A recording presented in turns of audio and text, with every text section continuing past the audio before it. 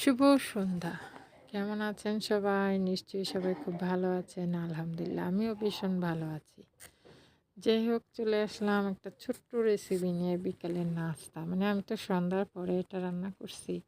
তো সন্ধ্যার পরে সবারই একটু এটা সেটা খেতে ইচ্ছে করে, আমারও করে।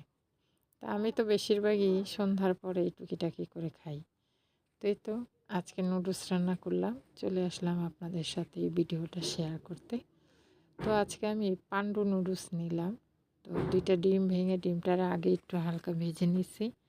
আর এই তো কাঁচামরিচ, পেঁয়াজ দিয়ে টমেটো দিলাম একটা বড় দেখে। তা আসলে নুডলসের মধ্যে একটু সস না হলে ভালো লাগে না। তা আমার নিজের বানানো সসই আছে ডিপে, খুঁজে পাইতেছি না। তাই কাঁচা টমেটোই মানে পাকা টমেটো কেটে দিলাম। তো এই তো দেখেন রঙটা কিন্তু অসাধারণ সুন্দর হয়েছে। নুডলসটাও খেতে কিন্তু অসাধারণ মজা হয়েছে। আমি ভাবছিলাম কি মজা হবে না।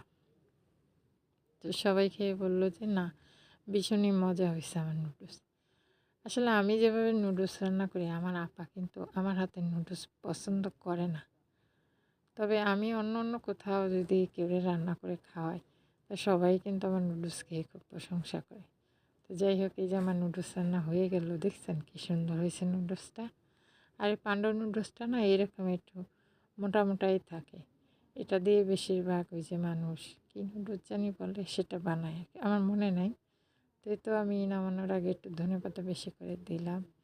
তো আমার কাছে তো শীতকাল মানে ধনেপাতা ছাড়া কোনো কিছু রান্না করব সেটা কি সম্ভব? আমি হচ্ছে ধনেপাতা লাভার। আমার জিনিসে ধনেপাতা থাকবে না এটা কোনো কথা হইল? তো যদি আমার ভিডিওটা ভালো লাগে অবশ্যই আমাকে কমেন্ট করে জানাবেন। আর আমার মতো করে একটু নুডলস রান্না করে খেয়ে দেখবেন।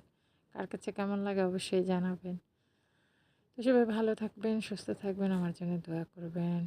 আজকে এই পর্যন্তই। সবাইকে শুভ সন্ধ্যা।